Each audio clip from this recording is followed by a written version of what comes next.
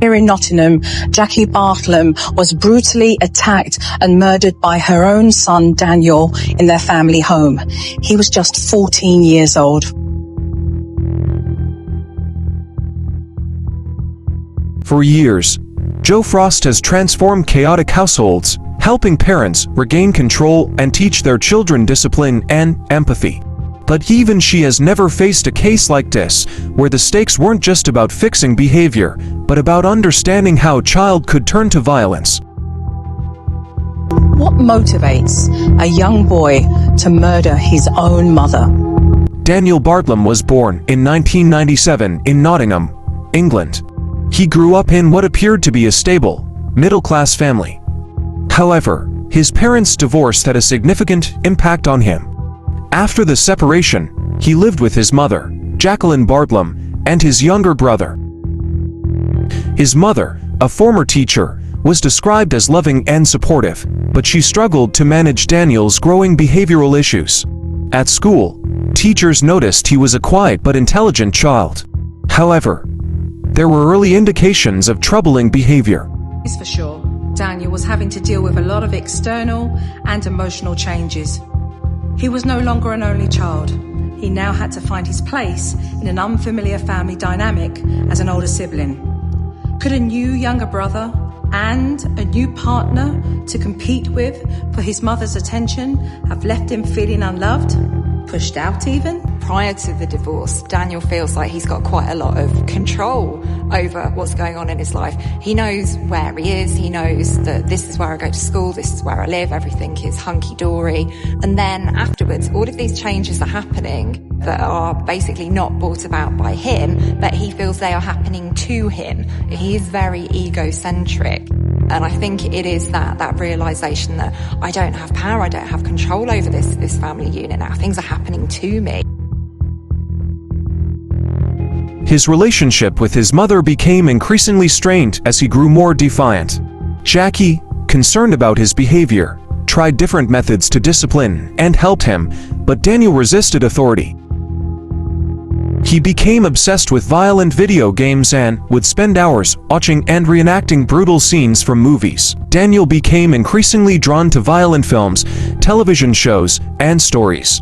He developed an interest in crime documentaries and brutal horror films, with a particular fixation on violent scenes.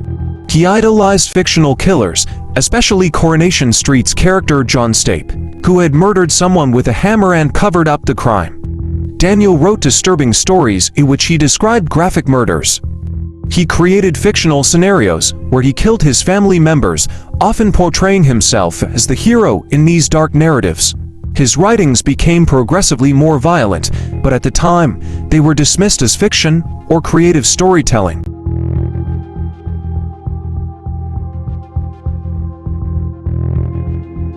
But it has to be said that hundreds and hundreds of children live through their parents' divorce. They don't kill anybody. So those things in themselves don't change the brain in a way that causes somebody to kill. Every child has moments of frustration, tantrums, tears, defiance. But sometimes, the signs of something far more dangerous are there long before anyone realizes. Before a child commits an unthinkable crime, there are whispers of something lurking beneath the surface. We often look at childhood trauma, neglect, or abuse as the root of violent behavior. But there are certain behaviors that, if caught early, can serve as red flags, patterns of cruelty, manipulation, and detachment. But in childhood, these behaviors are often dismissed as just a phase. Want a fuss. I think she just wanted an easy life, rather than all this hassle about, So I think she realised later that it wasn't a fuss, it was quite serious. What do you mean when you say easy life? Because it's used so flippantly in today's society. Well, I don't think she wanted the hassle of the arguments with Daniel, because he was constant, it was quite draining on everybody. Especially when he was with his mum, it was quite draining to be around him, because he was quite demanding, even though he went in his room. Everything he did was quite strange. What's your understanding of again, why he would have stole things and taken his mother's underwear and hid them in bags? Again, this is another thing that people have analysed really in a lot of detail and tried to say that there was some kind of sexual element to it. I don't think there was at all. It was, again, to elicit a reaction, to have somebody really worried about this incredibly disturbing behaviour. People like Daniel, the world for them is kind of an experiment, and they will push people's buttons and see what happens. What happens if I do this? What reaction will I get if I do that? And they're constantly storing up this body of knowledge about other people's emotions and about what's the appropriate and inappropriate way to act. For weeks, Daniel Bartlam had been crafting a plan. A murder plot inspired by fiction, driven by a twisted need to act out his fantasies. That night, he made the decision. It was time. It was a seemingly normal night in the Bartlam household. A mother and son under the same roof, settling in for bed. But what should have been just another evening was about to take a horrifying turn. Nobody I've spoken to is 100% sure that Daniel had any mental illness. But the one thing we do know for sure is that he was a very angry boy. The degree of planning that he exhibited, the story on the computer, the staging, the setting fire to cover his tracks, and the way that he stuck to his guns for weeks afterwards, it demonstrates a determination, a resilience that's perhaps more characteristic of a hardened criminal and not a 14-year-old who's committed his first serious offence. And with his cries for help unanswered, the next step he took was a deadly one. The house is silent. Daniel slowly opens his bedroom door, stepping into the hallway. In his hand, he holds a weapon, a claw hammer. The same kind used in violent crime shows he had been obsessing over. What happens next is unthinkable. A teenager, not yet fully grown, standing over the person who gave him life. And in that moment, he doesn't hesitate. Daniel raises the hammer, a single pause, then he swings the first blow and it lands on Jackie's skull, a sickening crack echoing through the room. She wakes up in agony, struggling to defend herself, but it's too late.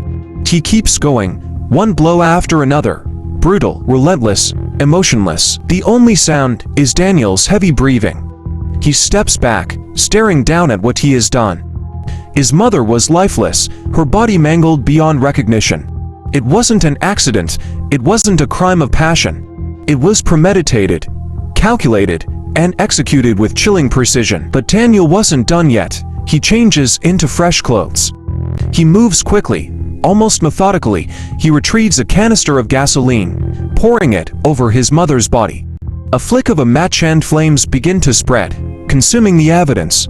The fire alarm shrieks and smoke fills the air. Daniel calmly walks outside, carrying his younger brother to safety. Neighbors rush out, staring at the flames engulfing the house and asking Daniel what had happened and inquiring about his mom. He replied that there was an intruder who had broke in and caused the fire. So lie comes effortlessly. He clings to it, confident, prepared. He knows the police will come. He knows they will ask questions. And he believes he can outsmart them.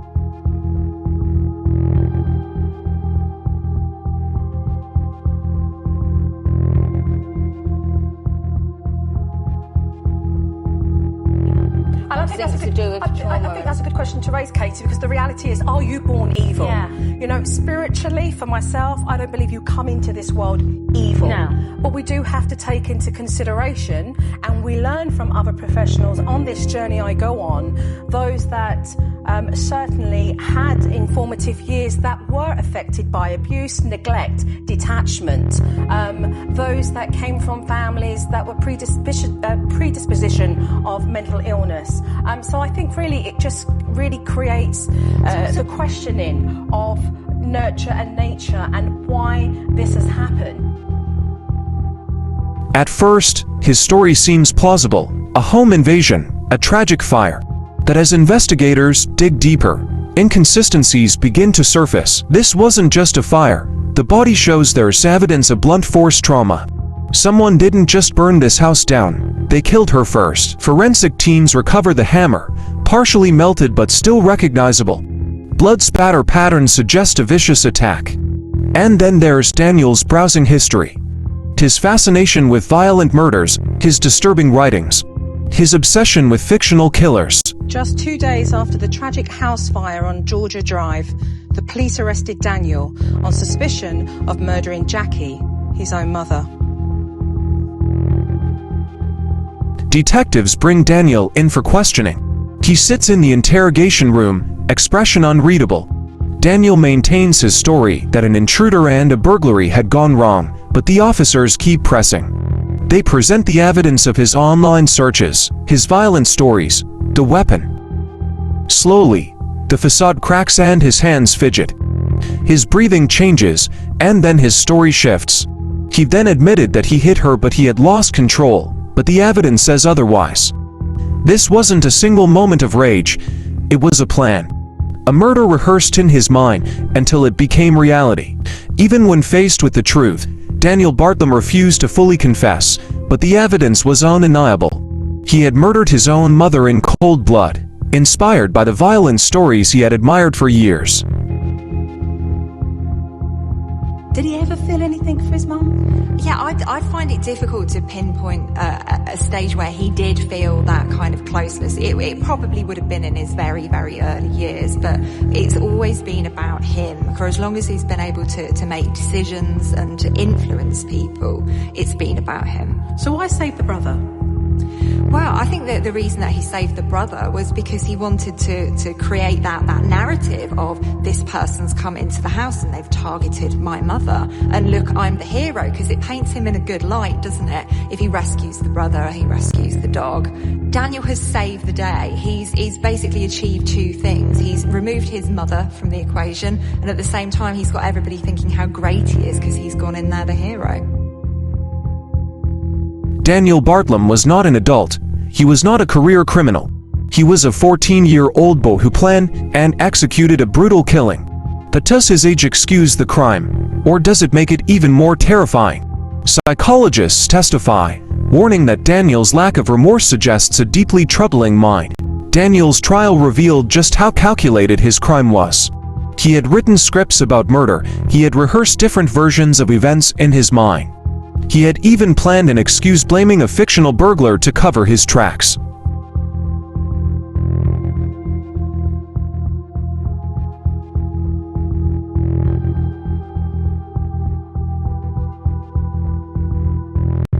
There's an ongoing debate.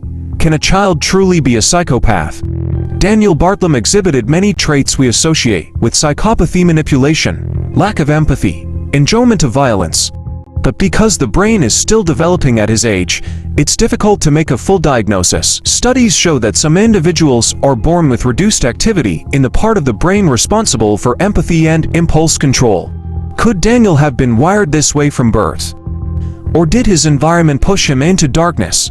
This has happened. In all the cases you looked at then, was there no common denominator? Were there so many different answers that you just couldn't say it's generally this or generally that? You couldn't make, I believe, from listening to all takes, you couldn't literally turn around and say it was linear, it was black and white.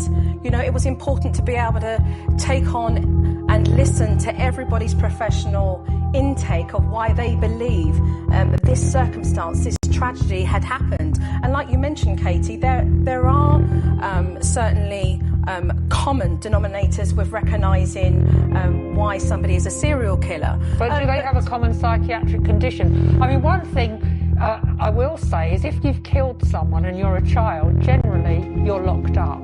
And I looked at the figures, and looking at young people who commit violent offences, at the moment there are about 1,000 young people aged 18 and under locked up in secure units in Britain. Now, very, very few of those will be child killers, but they will have done something so serious that they're locked up. And I wonder if that is the right solution. And so did I, Janet, and so did I. And so I speak to Dr. Malcolm Stevens, who's on the show, who is a professor with justice reform, and we talk about this subject. We talk about, you know, the criminal age. There was no clear history of abuse in Daniel's upbringing, but he struggled with the divorce. He started isolating himself. He clung to violent fantasies as a way to regain control. And when fiction wasn't enough, he made it real. I didn't know the facts of how she was killed. But sadly, and I still feel this, I wasn't surprised that Daniel had been involved. I wasn't surprised at all. It was something that I was expecting to hear, but obviously not to the point of what I later found out, but I wasn't surprised. Examination of Jackie's body proved was the murder weapon, but there was also a kind of a club hammer that it transpired that Daniel had thrown in there to sort of be a red herring, if you like, or to be a supposed murder weapon. Hindsight is powerful. The signs were there. The violent stories, the obsession with murder, the detachment. But no one believed Daniel Bartlam was capable of the unthinkable until it was too late. If someone had intervened sooner, would Jackie Bartlam still be alive? The evening time, obviously, then got told a body had been found in the fire, and once I'd heard that, all I knew was that, in my own mind, it had something to do with Daniel. I didn't for 1 minute think that he'd done what he'd done. What are you feeling at that moment? You just sort of get transported into this place where you don't know, you can't believe what's going on. All I knew was Jackie was dead and there'd been a fire, but I didn't know obviously the other bits regarding what he'd actually done. Daniel's initial account was that he'd got up in the middle of the night to use the toilet. He'd found himself confronted with a masked man who'd thrown a hammer at him and fled. And he then saw that his mother had been attacked in her bedroom and that the bedroom was on fire. And he panicked, and that he left the house with his younger brother and the dog, but that his mother was inside as the house burnt. Lies, it's all lies. What are you thinking? Well, I'm putting together it's lies, that's what happened, as in there wasn't an intruder.